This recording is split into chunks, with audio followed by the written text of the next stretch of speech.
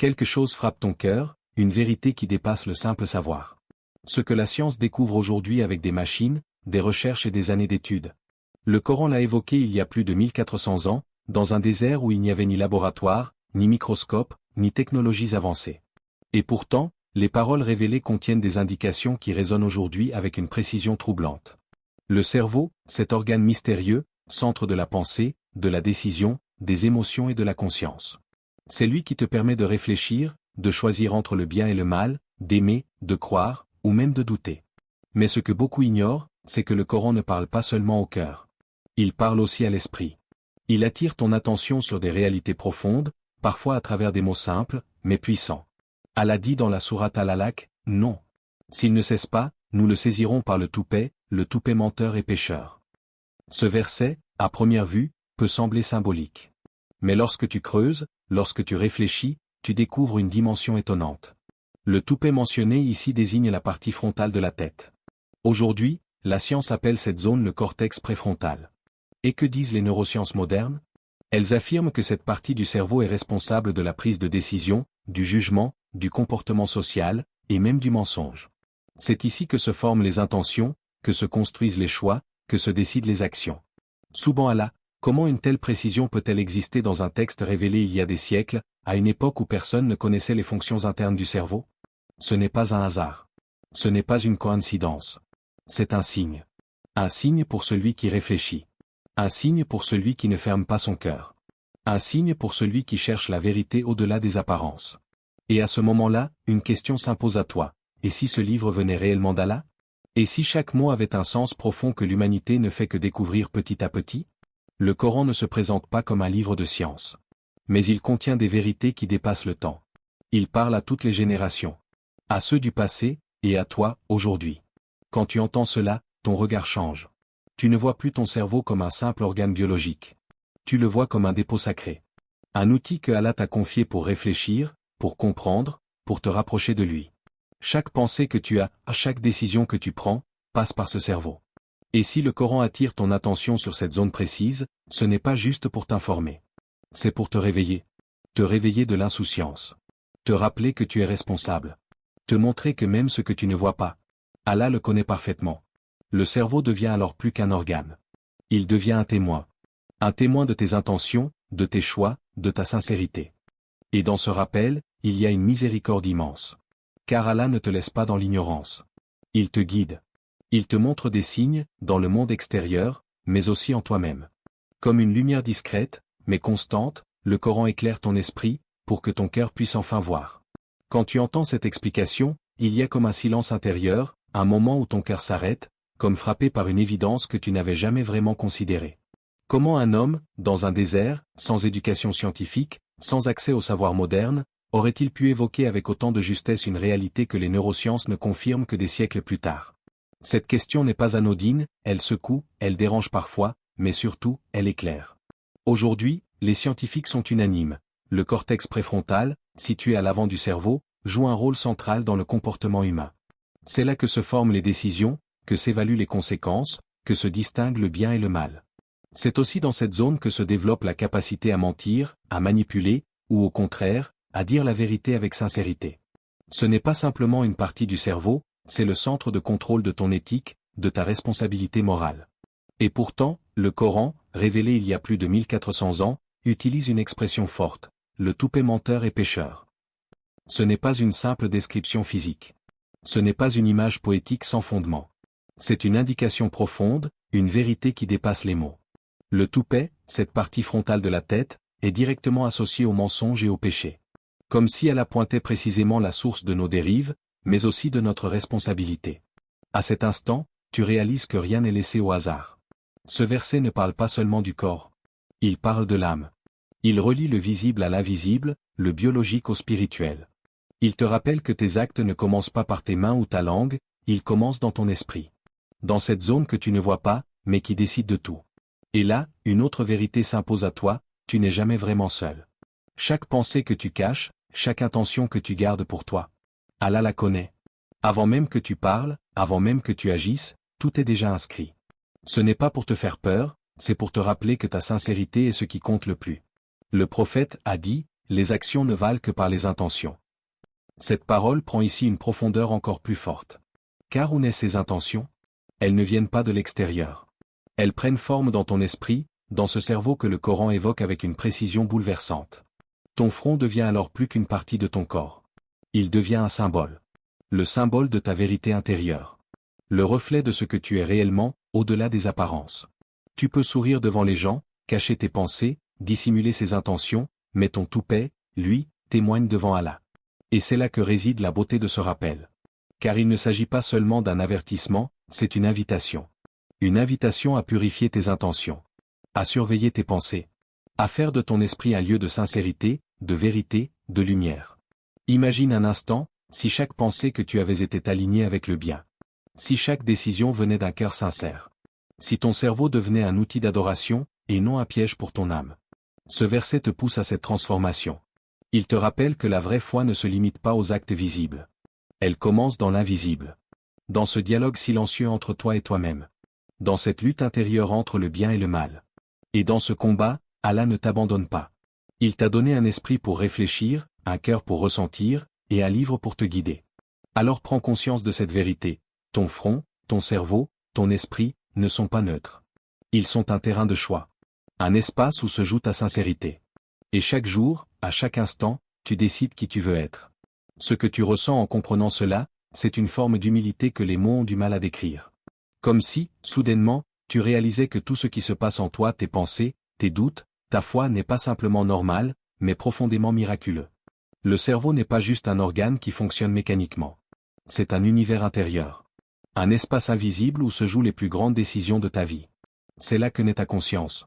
Cette voix intérieure qui te parle quand tu es seul, quand tu hésites entre le bien et le mal, quand tu ressens du regret après une faute, ou une paix profonde après une bonne action.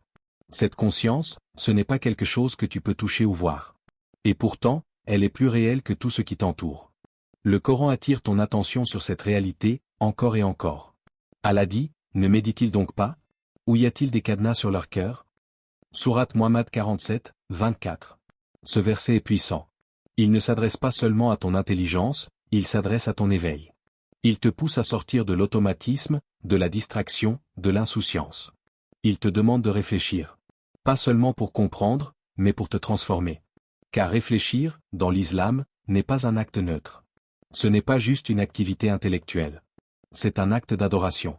Quand tu prends un moment pour méditer sur ta vie, sur tes choix, sur le sens de ton existence, tu es déjà en train de te rapprocher d'Allah. Quand tu observes les signes autour de toi, quand tu te questionnes sur la création, quand tu cherches la vérité avec sincérité, ton cerveau devient un pont vers la foi. Penser devient alors une prière silencieuse. Une prière que personne n'entend, sauf Allah. Une prière qui ne passe pas par des mots, mais par des prises de conscience.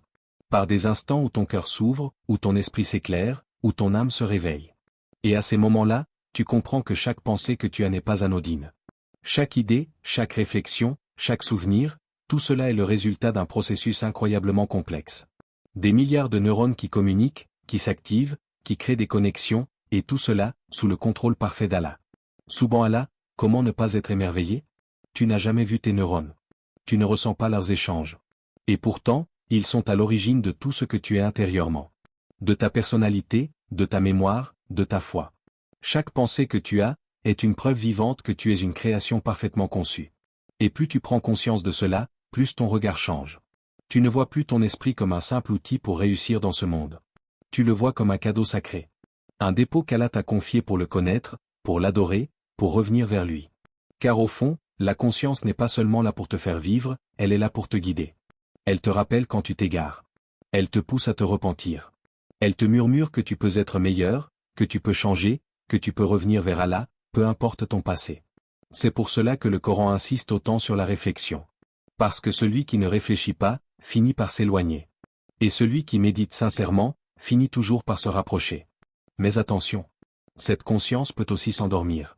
Quand tu ignores les rappels, quand tu nourris ton esprit avec le mal, quand tu refuses de voir la vérité. Petit à petit, cette lumière intérieure s'affaiblit. Le cœur se ferme. L'esprit se trouble. Et ce qui était clair devient confus. C'est pour cela que tu dois protéger ton esprit. Nourris-le avec le Coran. Éclaire-le avec le rappel. Oriente-le vers le bien. Car plus tu l'utilises pour Allah, plus il devient une source de lumière.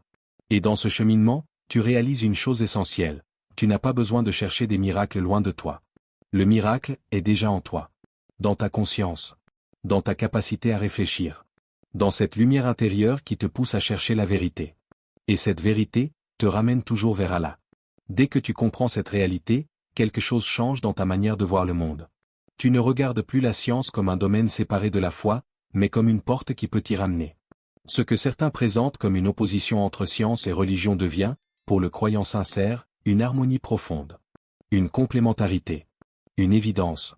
C'est précisément ce que met en lumière Dr Zakir Naik, cette capacité du Coran à traverser les siècles sans jamais être contredit, tout en restant en accord avec les découvertes modernes. Là où certains doutent, il invite à réfléchir, à observer, à comparer, et surtout, à reconnaître. La science avance. Elle explore l'univers, elle analyse le corps humain, elle découvre des lois, des mécanismes, des réalités invisibles à l'œil nu. Mais à chaque découverte, une question revient. Qui a mis tout cela en place avec une telle précision?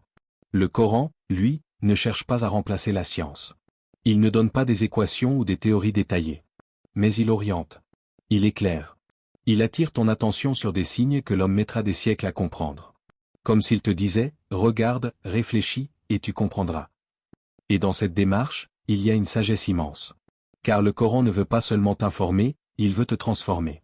Quand Allah dit, nous leur montrerons nos signes dans l'univers et en eux-mêmes, jusqu'à ce qu'il leur devienne évident que c'est cela la vérité, Sourate Fusila 41, 53, ce n'est pas une promesse abstraite.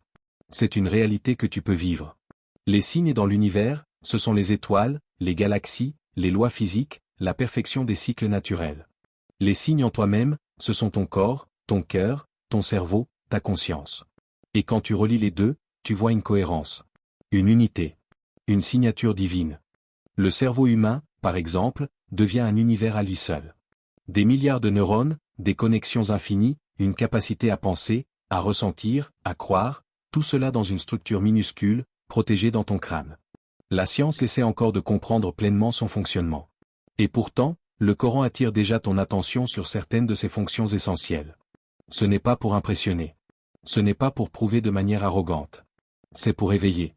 Éveille ton esprit à une vérité simple. La connaissance humaine est limitée, mais la parole d'Allah ne l'est pas.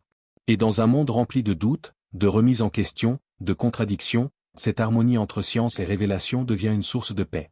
Une ancre. Un repère. Tu n'as plus besoin de choisir entre croire et comprendre. Tu peux faire les deux. Tu peux étudier la science, apprendre, découvrir, tout en renforçant ta foi. Car chaque découverte devient un rappel. Chaque avancée devient une confirmation. Mais attention. Cette harmonie ne se révèle qu'à celui qui cherche sincèrement. Celui qui lit le Coran avec arrogance ne verra que des mots. Celui qui regarde la science avec orgueil ne verra que des chiffres. Mais celui qui unit les deux avec humilité, verra des signes. Des signes qui parlent. Des signes qui touchent. Des signes qui guident. Et dans cette quête, tu réalises que la foi n'est pas aveugle. Elle est éclairée. Elle est nourrie par la réflexion, par l'observation, par la compréhension. Le Coran ne te demande pas de fermer les yeux, il te demande de les ouvrir. Ouvrir les yeux sur le monde. Ouvre les yeux sur toi-même. Ouvrir les yeux sur cette vérité qui se répète, encore et encore, dans chaque détail de la création. Et plus tu avances dans cette réflexion, plus tu ressens une certitude grandir en toi. Ce livre ne peut pas être humain. Car aucun être humain ne peut parler avec une telle profondeur, à travers le temps, et rester toujours en accord avec la réalité. Alors, la science devient un chemin. Et le Coran devient la lumière qui te guide sur ce chemin. À ce moment précis, une vérité profonde s'installe en toi, ton cerveau n'est pas seulement un cadeau. Ce n'est pas juste un organe qui te permet de vivre, de travailler, de réfléchir. C'est une responsabilité immense. Une amana qu'Allah t'a confiée. Et comme toute responsabilité, elle sera questionnée. Tout commence là. Ce que tu penses, ce que tu regardes, ce que tu écoutes, ce que tu décides, tout passe par ce centre invisible qu'est ton esprit. Avant même que tes mains agissent ou que ta langue ne parle, ton cerveau a déjà choisi. Il a déjà orienté ton chemin. Et c'est pour cela que l'islam accorde une importance si profonde à l'intention. Le prophète a dit que le serviteur ne quittera pas le jour du jugement avant d'être interrogé sur son savoir et ce qu'il en a fait. Cette parole doit résonner en toi. Car aujourd'hui, tu sais. Tu comprends. Tu prends conscience. Et cette connaissance n'est pas neutre. Elle t'engage. Ton cerveau devient alors un outil puissant. Mais comme tout outil puissant, il peut être utilisé pour le bien ou pour le mal. Il peut t'élever vers la lumière, ou t'entraîner vers l'obscurité. Chaque pensée que tu laisses entrer dans ton esprit est comme une graine. Certaines graines donnent naissance à des actions sincères, à des paroles justes, à des comportements nobles. D'autres, au contraire, nourrissent le doute, la colère, l'orgueil ou même le péché. Et souvent, tout commence par quelque chose de petit. Une pensée que tu ignores. Une image que tu laisses entrer. Une idée que tu nourris sans t'en rendre compte. Puis, avec le temps, cela grandit.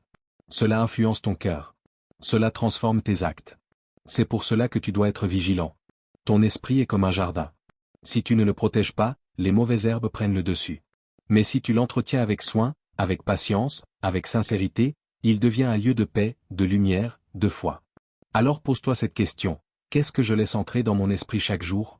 Les réseaux, les paroles, les images, les discussions, tout cela façonne ta manière de penser. Et ta manière de penser façonne ta manière de vivre. Si tu nourris ton cerveau avec le rappel d'Allah, avec le Coran, avec la vérité, alors ton cœur s'adoucit. Tes décisions deviennent plus justes. Ton regard sur la vie change. Tu deviens plus conscient, plus apaisé, plus proche d'Allah. Mais si tu le remplis de distractions, de négativité, de choses inutiles ou interdites, alors peu à peu, la lumière diminue. Le cœur devient dur. La conscience s'affaiblit. Et c'est là que réside le danger. Car le plus grand combat n'est pas à l'extérieur. Il est en toi. C'est le combat entre les pensées qui s'élèvent, et celles qui te tirent vers le bas. Et dans ce combat, Allah ne t'a pas laissé seul. Il t'a donné des outils. Le Coran pour te guider. La prière pour te recentrer. Le rappel pour purifier ton cœur. Mais c'est à toi de faire le choix. Chaque jour, à chaque instant, tu décides quelle direction prendre. Ton cerveau peut devenir une lumière qui t'éclaire sur le chemin du bien. Une source de sagesse, de réflexion, de foi. Il peut te rapprocher d'Allah d'une manière profonde, sincère, constante. Ou bien, il peut devenir une porte vers l'égarement. Une source de confusion, de distraction, de perte. Et le plus impressionnant, c'est que tout commence par une simple pensée. Alors ne sous-estime jamais ce qui se passe dans ton esprit. Protège-le. Purifie-le. Oriente-le. Fais de ton cerveau un lieu où naissent les meilleures intentions. Un espace où la vérité est recherchée. Un refuge contre le mal. Car au final, ton chemin vers Allah ne commence pas par tes pas. Il commence dans ton esprit. Ce que tu viens de découvrir n'est pas simplement une information, c'est un appel. Un appel à réfléchir, à croire, à ressentir. Le Coran n'est pas un livre ordinaire. Il parle à ton cœur, à ton esprit, à ton âme. Il traverse les siècles pour te rappeler que tu n'es pas perdu. Que chaque partie de ton corps, même ton cerveau, est un signe de la puissance et de la sagesse d'Allah. À travers les paroles de Dr Zakir Naik, tu comprends que la science ne fait que rattraper ce que le Coran a déjà annoncé. Et cela ne fait qu'augmenter la foi du croyant sincère. Car plus tu apprends, plus tu réalises à quel point Allah est parfait dans sa création. Alors aujourd'hui, on fait un choix. Utilise ton esprit pour te rapprocher d'Allah. Méditez ses paroles. Réfléchis à ses signes. Et surtout, ne laisse pas ton cœur s'endormir dans l'oubli. Index revers pointant vers la droite blanc, abonne-toi à Lumière de l'Islam, partage cette lumière autour de toi, et deviens une source de rappel pour ceux qui en ont besoin. Personne avec les mains jointes, merci d'avoir ouvert ton cœur à cette parole. Que la paix d'Allah t'accompagne dans chaque pensée, chaque décision, chaque respiration. Livre ouvert, Allah dit, en vérité, dans la création des cieux et de la terre, et dans l'alternance de la nuit et du jour, il y a des signes pour les doués d'intelligence. Sourate Al-Imran 3, 190. Que Allah éclaire ton esprit et apaise ton cœur. Amma.